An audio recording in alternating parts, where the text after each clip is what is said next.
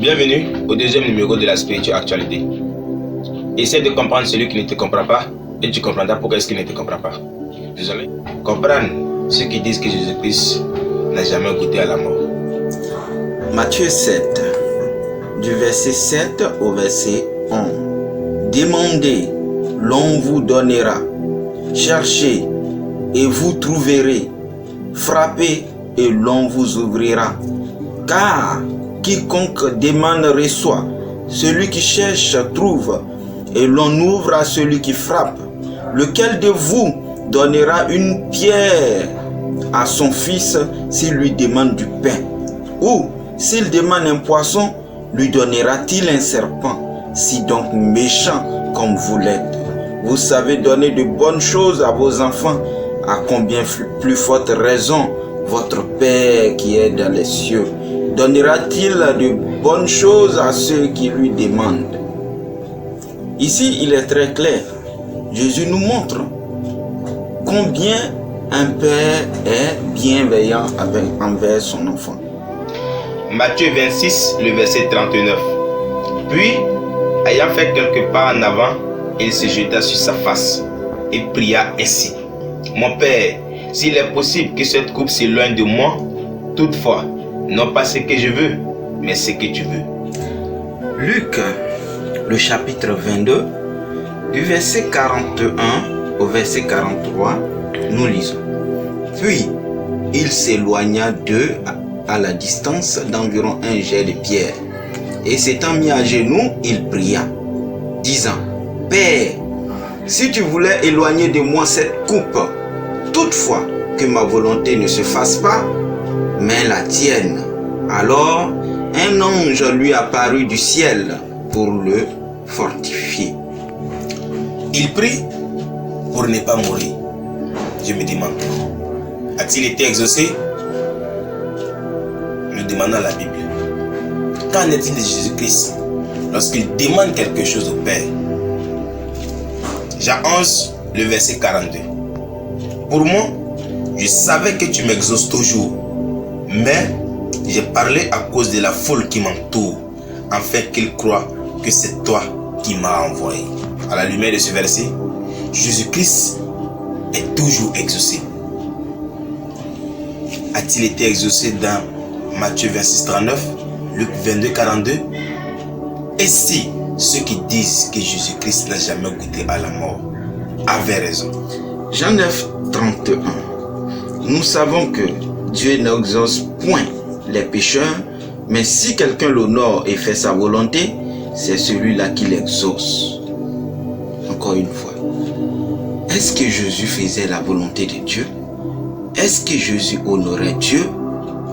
Hébreux, le chapitre 5, le verset 7. C'est lui qui, dans les jours de sa chair, ayant présenté avec de grands cris et avec l'âme des prières et des supplications à celui qui pouvait le sauver de la mort, et ayant été exaucé à cause de sa piété. Ici, c'est clair, mais s'il n'est pas mort, qui a donc été crucifié? Et qui est ce Jésus crucifié et ressuscité au troisième jour? Dans Hébreux 5, si Jésus-Christ a été exaucé dans Hébreux 5, 7, est-ce qu'il est mort? C'est vrai, la Bible en parle. Mais, je vais savoir. Il y a quelque chose qui se passe. Dans la première partie, nous l'avons dit. Aucun de ses disciples n'ont assisté à sa mort, selon Matthieu 26, 55. Qui a écrit cette mort? Et qui encore est venu relater ses faits, ses prières? Il y a quelque chose qui se passe. Je vous le dis bien. Réfléchissons. Nous demandons maintenant à Jésus-Christ, avant que sa mort n'arrive, sa soi-disant mort n'arrive, que pensait-il? Que disait-il face à cette situation?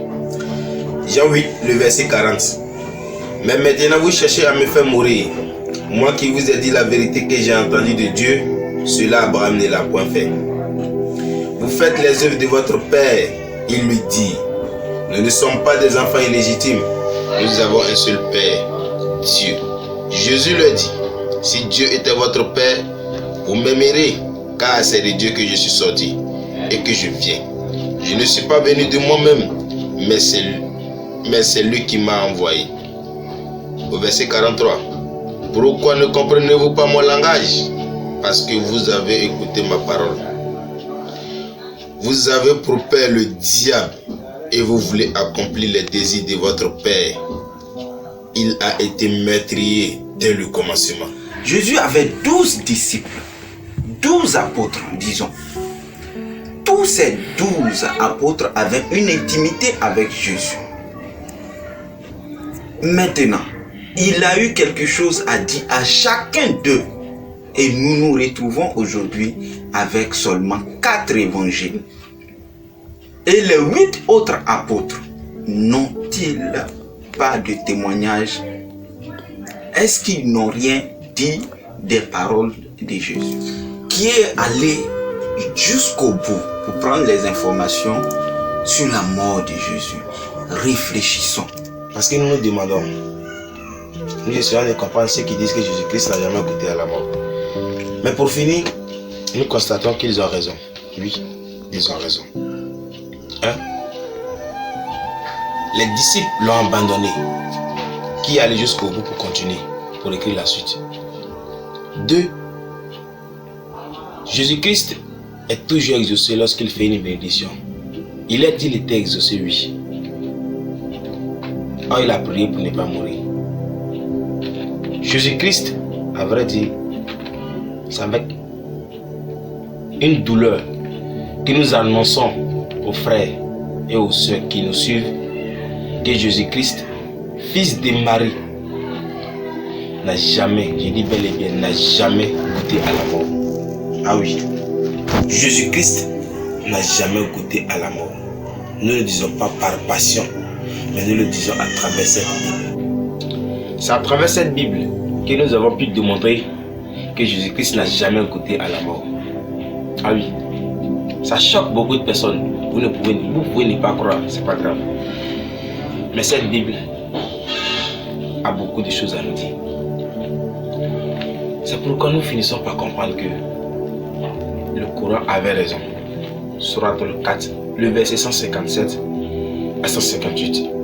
À cause de leurs paroles, nous avons tué le Christ. Or, ils ne l'ont ni tué, ni crucifié, s'il n'était qu'un faux semblant. Ceux qui discutent à son sujet n'ont aucune connaissance.